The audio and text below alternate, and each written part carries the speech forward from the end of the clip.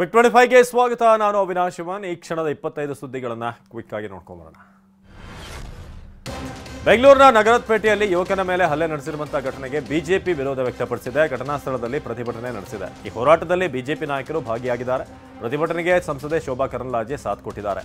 ಎಲ್ಲಾ ನಾಯಕರನ್ನ ಪೊಲೀಸರು ವಶಕ್ಕೆ ಪಡೆದಿದ್ದಾರೆ. ಹಾಸನ, ಮಂಡ್ಯ, ಕೋಲಾರ ಕ್ಷೇತ್ರದಲ್ಲಿ ನಾವೇ ಗೆಲ್ತೇವೆ ಅಂತ ಕುಮಾರಸ್ವಾಮಿ ವಿಶ್ವಾಸ ವ್ಯಕ್ತಪಡಿಸಿದ್ದಾರೆ. 3 ಕ್ಷೇತ್ರಗಳ ಕಾರ್ಯಕರ್ತರಿಗೆ ಮನವಿ ಮಾಡ್ತೇನೆ. ನಮ್ಮ ಕಾರ್ಯಕರ್ತರು ಆತಂಕ ಪಡಬೇಡಿ, ಕೆಲಸ ಶುರು ಮಾಡಿ. ನಾನು 1 ವಾರದಲ್ಲಿ ಬಂದು ನಿಮ್ಮ ಜೊತೆ ಕೆಲಸ ಮಾಡ್ತೇನೆ ಅಂತ ಹೇಳಿದರು. ಮೈತ್ರಿ ಮಾಡಿಕೊಳ್ಳಲು ಮೂಲ ಕಾರಣವೇ ಕಾಂಗ್ರೆಸ್ನವರು ಅಂತ ಎಚ್ಡಿಕೆ ವಾಗ್ದಾಳಿ ನಡೆಸಿದ್ದಾರೆ. ಕಾಂಗ್ರೆಸ್ ಜೆಡಿಎಸ್ ಮೈತ್ರಿ ಸರ್ಕಾರ ದುರ್ಬಳಕೆ ಮಾಡ್ಕೊಂಡಿದ್ದೀರಿ. ಜನ ತಿರಸ್ಕಾರ ಮಾಡಿದಾಗ ನಮ್ಮ ಮನೆ ಬಾಗಿಲಿಗೆ ಬಂದಿದ್ದು ನೀವು.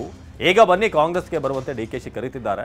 ಹಂತವಾಗಿ ಯಾವ ರೀತಿ ನಮ್ಮ ಶಕ್ತಿ ಕುಂದಿಸಲು ಯತ್ನಿಸುತ್ತಿದ್ದೀರಿ ಅಂತ ಗೊತ್ತು ಅಂತ ಹೇಳಿದರು.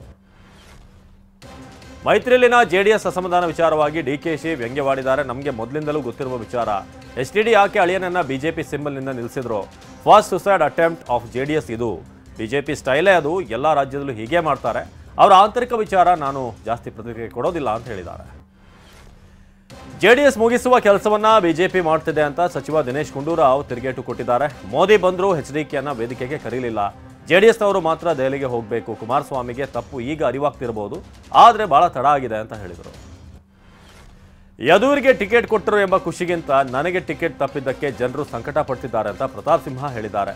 ಹೀಗಾಗಿ ಯದುವೀರ್ ಪರ ನಾನೇ ಖುದ್ದು ಪ್ರಚಾರಕ್ಕೆ ಹೋಗ್ತಿದ್ದೀನಿ. ಜೋಡೆತ್ತು ಸಿನಿಮಾ ಎಲ್ಲ ಬಳಸಬೇಡಿ, ನಾನು ಜೋಡೆತ್ತಲ್ಲ, ಚಾಮುಂಡಿ ತಾಯಿಯ ವಾಹನ ಸಿಂಹ ಅಂತ ಹೇಳಿದರು.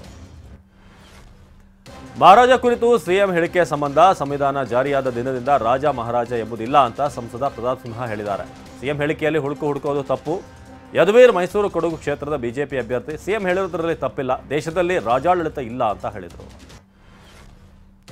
ಸಂವಿಧಾನದಲ್ಲಿ ರಾಜಾರಾಣಿ ಪಟ್ಟಕ್ಕೆ ವಿಶೇಷ ಮಹತ್ವ ಇಲ್ಲ ಅಂತ ಯದುವೀರ್ ಒಡೆಯರ್ ಹೇಳಿದ್ದಾರೆ.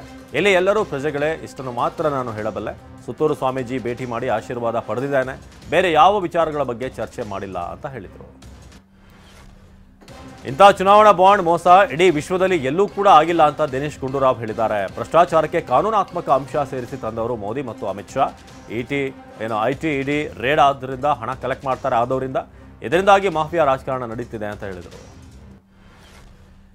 ಈಶ್ವರಪ್ಪ ಮನವೊಲಿಕೆ ಪ್ರಯತ್ನ ಕೈಬಿಡಲ್ಲ ಅಂತ ವಿಜೇಂದ್ರ ಹೇಳಿದ್ದಾರೆ. ಅವರು ಹಿರಿಯರು, ಕೆಲವು ತಪ್ಪು ಮಾಹಿತಿಗಳು ಅವರಿಗೆ ತಲುಪಿದೆ. ಅವರಿಗೆ ಸತ್ಯ ಅರ್ಥ ಆದಮೇಲೆ ಎಲ್ಲವೂ ಸರಿಯಾಗುತ್ತೆ. ಇವತ್ತು ನಾಳೆ ದೆಹಲಿಯಲ್ಲಿ ಸಭೆ ಇದೆ. ಬಾಕಿ ಕ್ಷೇತ್ರಗಳ ಬಿಜೆಪಿ ಅಭ್ಯರ್ಥಿಗಳ ಹೆಸರು ಅಂತಿಮವಾಗಲಿದೆ ಅಂತ ವಿಜಯೇಂದ್ರ ಹೇಳಿದರು. ಬಳ್ಳಾರಿ ಕುರುಬ ಸಂಘ ಈಶ್ವರಪ್ಪ ಬೆನ್ನಿಗೆ ನಿಂತಿದೆ. ಈಶ್ವರಪ್ಪ ಪುತ್ರ ಕಾಂತೇಶ್ ಎಂಪಿ ಟಿಕೆಟ್ ತಪ್ಪಿದ್ದಕ್ಕೆ ಆಕ್ರೋಶ ಹೊರಹಾಕಿದೆ. ಈಶ್ವರಪ್ಪ ಅವರಿಗೆ ಬಿಜೆಪಿ ನ್ಯಾಯ ಕೊಡಿಸಬೇಕು. ಕುರುಬ ಸಮುದಾಯಕ್ಕೆ ಬಿಜೆಪಿ ಅನ್ಯಾಯ ಮಾಡಿದೆ.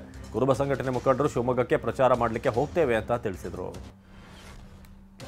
ರಾಮನಗರದಲ್ಲಿ ಅಬಕಾರಿ ಅಧಿಕಾರಿಗಳು 1,18,00,000 ಮೌಲ್ಯದ ಮದ್ಯ ಸೀಸ್ ಮಾಡಿದ್ದಾರೆ. ವಾಹನವೊಂದು ದಾಖಲೆ ಇಲ್ಲದೆ ಮದ್ಯದ ಗೋಡೌನ್ನಿಂದ ಬಾರ್ಗಳಿಗೆ ಸಪ್ಲೈ ಮಾಡಲು ಹೊರಟಿತ್ತು.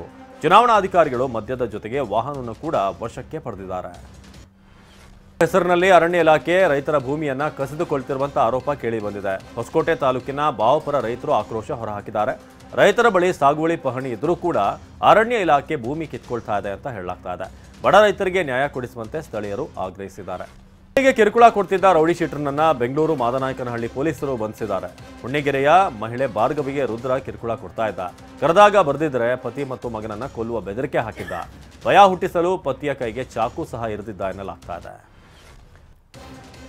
ಕುಡಿಯುವ ನೀರಿಗೆ ಆಗ್ರಹಿಸಿ ರೈತರೊಬ್ಬರು ಗ್ರಾಮ ಪಂಚಾಯತಿಗೆ ಕಚೇರಿಗೆ ಜೋಡೆತ್ತು ಕಟ್ಟಿ ಪ್ರತಿಭಟಿಸಿದ್ದಾರೆ. ರಾಯಚೂರು ಜಿಲ್ಲೆ ಲಿಂಗಸಗೂರು ತಾಲೂಕಿನ ನಾಗಲಾಪುರದಲ್ಲಿ ಘಟನೆ ನಡೆದಿದೆ. 8 ದಿನಗಳಿಂದ ನಾಗಲಾಪುರ ಗ್ರಾಮಕ್ಕೆ ನೀರು ಪೂರೈಕೆ ಆಗಿಲ್ಲ ಎನ್ನಲಾಗಿದೆ. ಜಾನುವಾರುಗಳಿಗೆ ನೀರಿಲ್ಲದೆ ರೈತರು ಪರಿತಪಿಸುತ್ತಿದ್ದಾರೆ. ಕಿಡಿಗೇಡಿಗಳು ಅಂಗನವಾಡಿ ಕೇಂದ್ರಕ್ಕೆ ನುಗ್ಗಿ ಆಮ್ಲೆಟ್ ಮಾಡಿ ತಿಂದಿದ್ದಾರೆ. ದಕ್ಷಿಣ ಕನ್ನಡ ಜಿಲ್ಲೆ ಪುತ್ತೂರಿನ ನೆಲ್ಲಿಕಟ್ಟೆಯ ಸಮೀಪ ಈ ಘಟನೆ ನಡೆದಿದೆ. ಕಿಡಿಗೇಡಿಗಳು ಪುಟಾಣಿಗಳಿಗೆ ಅಂತ ಇಟ್ಟಿದ್ದಂಥ ಮೊಟ್ಟೆಗಳನ್ನು ತಿಂದು ಹಾಕಿದ್ದಾರೆ. ಪುತ್ತೂರು ಪೊಲೀಸ್ ಸ್ಥಳಕ್ಕೆ ಬಂದು ಭೇಟಿ ನೀಡಿ ಪರಿಶೀಲನೆ ನಡೆಸಿದ್ದಾರೆ. ಯೋಗ ಗುರು ಬಾಬಾ ರಾಮದೇವ್ ಹಾಗೂ ಪತಂಜಲಿ ಮುಖ್ಯಸ್ಥ ಆಚಾರ್ಯ ಬಾಲಕೃಷ್ಣಗೆ ಸುಪ್ರೀಂ ಕೋರ್ಟ್ ಸಮನ್ಸ್ ಜಾರಿ ಮಾಡಿದೆ. ಮುಂದಿನ ವಿಚಾರಣೆ ವೇಳೆ ಖುದ್ದು ಹಾಜರಾಗುವಂತೆ ಕೋರ್ಟ್ ಹೇಳಿದೆ. ಏನೋ ತಪ್ಪು ಮಾಹಿತಿಯೊಂದಿಗೆ ಪತಂಜಲಿ ಉತ್ಪನ್ನಗಳ ಬಗ್ಗೆ ಜನರ ದಾರಿ ತಪ್ಪಿಸಲಾಗ್ತಿದೆ ಎಂಬ ಆರೋಪ ವಿಚಾರಣೆ ಹಿನ್ನೆಲೆ ಸಮನ್ಸ್ ನೀಡಲಾಗಿದೆ.